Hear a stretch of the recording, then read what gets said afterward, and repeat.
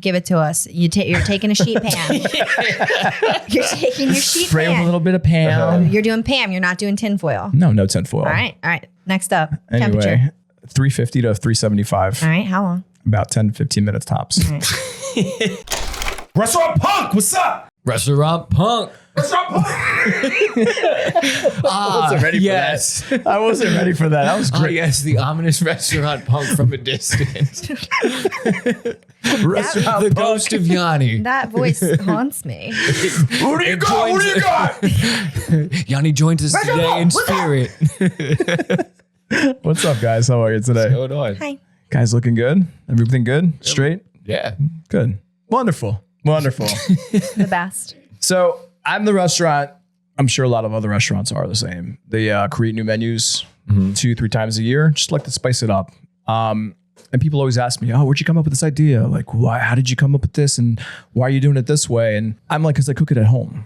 I like to create dishes that I like to eat at my house. I'm like, you know what? I can incorporate this into the restaurant. So I was thinking the other day, I'm like, how many restaurateurs, entrepreneurs out there, restaurant owners do the same thing? We've watched a lot of movies where they're in the restaurants creating things, but then that one show Bear, right? Have you guys seen The Bear? Yeah. Great show. You see them. Yeah. Great show. Really phenomenally. You see them. phenomenally done. Yes. You see him. Hard word. Why did I choose to use it? I don't know, but it came out pretty good the second time. You see him in this kitchen creating plates. And I'm like, you know, I do the same thing. So how many other people do you think do that? How many other restaurant owners do that? At home, personally, I don't really cook that often. I was going to say, I feel like that's a divisive thing for chefs. It's either like you cook a lot at home because you really love it, or you don't cook at all because you're sick of it from the restaurant. Yeah, like I hardly cook at home anymore. Every once in a while, I like cook something. It's just not something I do at home. So when you're creating a menu, an item, a dish, Yeah. how do you create it?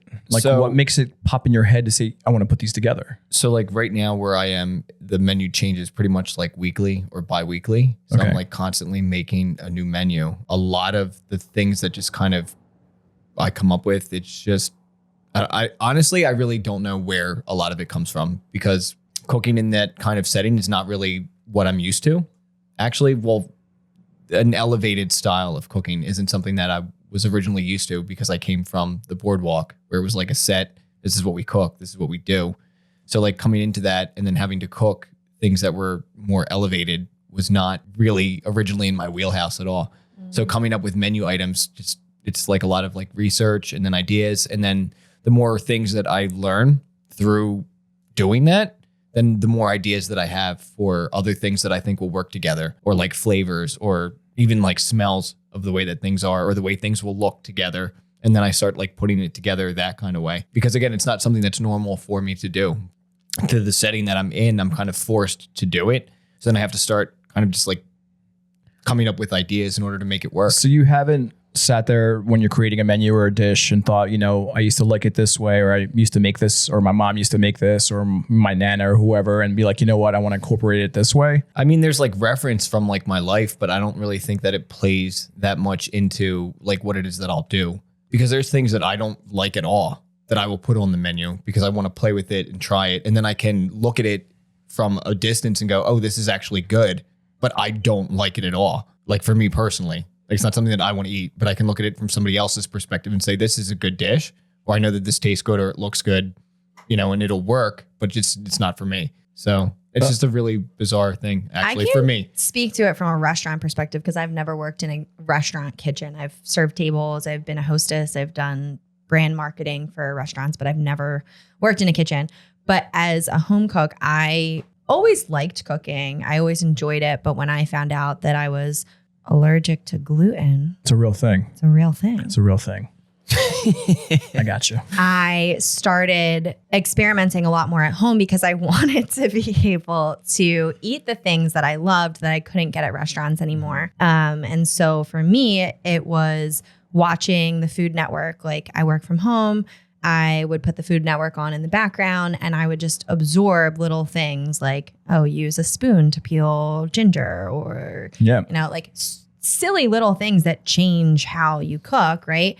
And that change how you think about flavor profiles. And what I feel like I've learned is what flavors taste good together. And once you kind of know what profiles blend well together, it gives you the ability to be creative in the way that Nick's saying. Like, you can just experiment with what's in your kitchen because you know, all right, well, garlic and onion is never going to taste bad together. Never. No, ever. Unless you overcook it. But True. Don't burn it. But once you know those basics, like, you can really elevate your cooking all the way through and think of new creative ways to combine ingredients, whatever it is. because I know a lot of places out there, they have this idea, like, I make the best homemade chili, and then they find a spot that, like, I'm going to make the best chili that's everybody's ever had, you know, and they're incorporating their home into their restaurant. And, you know, sometimes it works, sometimes it doesn't. If you're not creative enough, you're never really going to excel when it comes down to your restaurant and your creativity for your menus. But I feel like a big part of it comes from your home cooking, what you like, you know, even if it comes back to, you know, your grandmother making something that was amazing. A lot of my menu is based off of what I like to eat at home. A lot of those dishes is what I've created. And whether you put a super fine twist on it to make it more elegant, exotic, upscale, it still comes from the house. You have worked in restaurants and are running a restaurant now. And I believe you have a convection oven at your house, correct? Yeah. But you don't have a convection oven, or a convection oven at your restaurant, but not one at your house. It's just a oven. It might have the convection capability, but it's a regular oven. Yeah. So when you're used to cooking certain things at the house, it ain't going to be the same way when you're working with a convection oven, because it's different temperature. 100%. You have to lower it, different timing and everything else. And it even comes down to bacon, right? How do you cook your bacon? I have like a flat top at home. Okay. Like a little, like the griddle too. Like I have one of them for like if I want to cook bacon or something. But actually, I really don't cook bacon in the house because I'm really adverse to the smell. Bacon smells so good, man. I'm just really adverse to the smell of like bacon in my house. Anyway, I like to eat bacon. Yeah, you just don't like the smell in your house. I just don't like to cook it in the house. Yeah, I don't know. It's weird. And how do you cook your bacon? I cook mine in the oven because I like my bacon very crispy, and I think that it makes it relatively evenly cooked, and I can do it while I'm doing other things. So like if I'm cooking eggs or I'm cooking pancakes or I'm cooking potatoes or I'm doing these other things, now the bacon's already doing itself. Yeah, but are you flipping the bacon in the oven? I don't. So you're just letting it really get one-sided more cooked than the underside that might stick.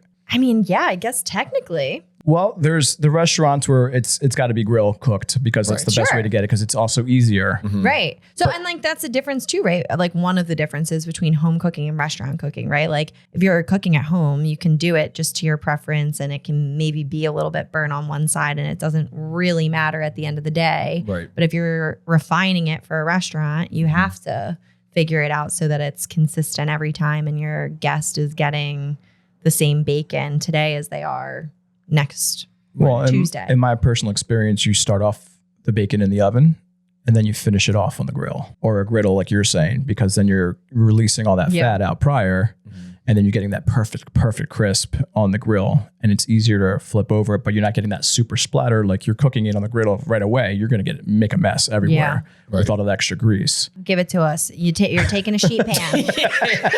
You're taking your sheet Spray pan. with a little bit of Pam. You're doing Pam. You're not doing tinfoil. No tinfoil. All right. Next up, anyway, temperature. 350 to 375. All right. How long? About 10, 15 minutes tops. All right. We're removing the bacon and we're cooking it on the... correct. All right. How long? I don't know. It Depends on what kind of oven you have. Serious. This is important information. The people need to know how to cook bacon.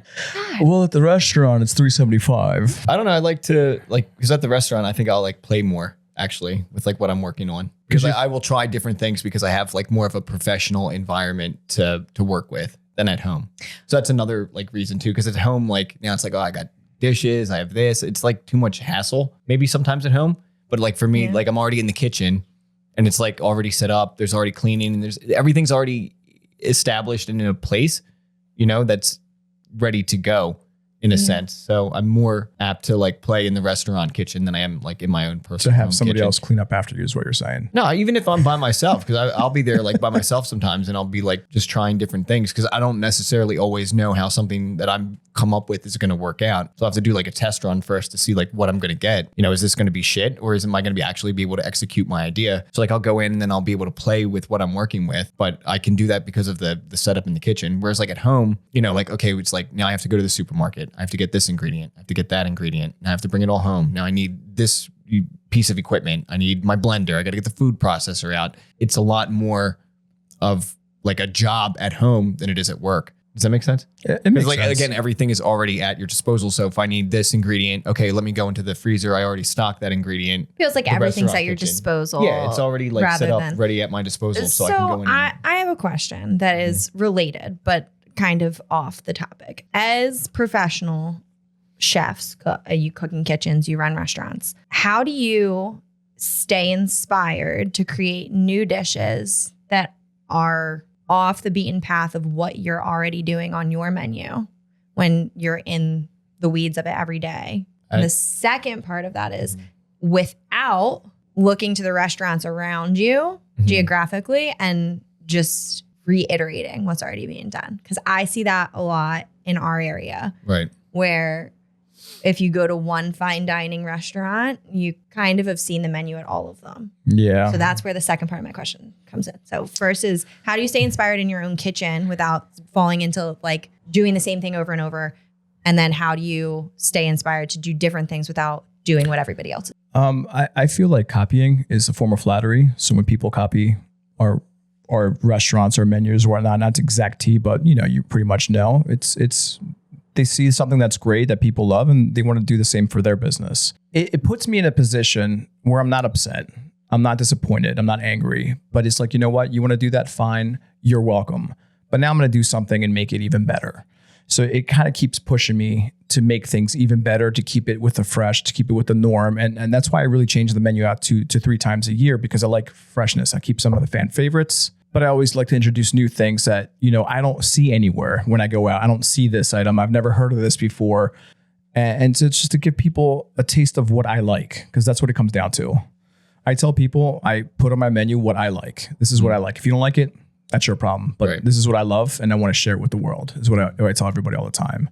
I think on the other side of that, though, if you're constantly being creative and you're constantly like looking for something, you get kind of like a creative fatigue, especially like for me, like where I am, because it's like I said, every week or every other week, I'm trying to come up with new things. So it's like you're constantly like searching to try to continue to elevate what it is that you're doing, but you're also trying to like get something new. And at a certain point, like at the end of August, I remember sitting there and it's just like, I don't know what else to put on this menu right now. Like, it's like you get frustrated because you're trying to do something more, and then you just kind of get, like I said, you get a creative fatigue sometimes because it's, oh, bless you. Sorry. It's Bless true. you. See, it was true. When you sneeze, it's true. Yeah, it was true. But it's like, and that's even goes into, your field, too, like that creative fatigue that you can get sometimes because you're constantly like trying to work on like a new project. Sure. And then every brand has to have its own identity, so it's like, where do you start pulling all of these ideas from, and how do you continue to maintain that? And then at the same time, like elevate what it is that you're doing and grow as a brand manager. Yeah. Right. And then it's the same thing. How do I grow in the kitchen as somebody that will continue to produce something that's, f***ing awesome? Well, My advice answer is constantly seeking knowledge. And so Yeah. like whether it's Yeah. for me as like a home cook or someone who's allergic to gluten and just trying to learn more, like marketing world, it's just try to be a sponge and see what you can find from other sources and then distill that into something that you can make useful in your own life. Right. Plus, eat out a lot. Go to different Yeah. places, not just try different things, try to get an idea of what they're creating and, what it tastes like. And, if you love something so much, make a different version of it. It doesn't have to be the exact same thing. But like I said, copying is a form of flattery. Yeah. So It's hard sometimes for me too, because I'll get like bored with like a type of like ingredient or type of material. And I'm like, really, again, pork? yeah, Like, is this like, try some home cooking. when? If I had might the time, get it would be inspired for nice. that. I'm just saying. Also, I feel like that plays to my advantage because I do get sometimes like a little bored with the same thing. So it's easier for me to All right. come up with new ideas and All keep right. it fresh. But All right. Well, thank you for I that, don't know. guys. Keep exploring. I appreciate guess is the it. moral Always. of that story. Keep exploring.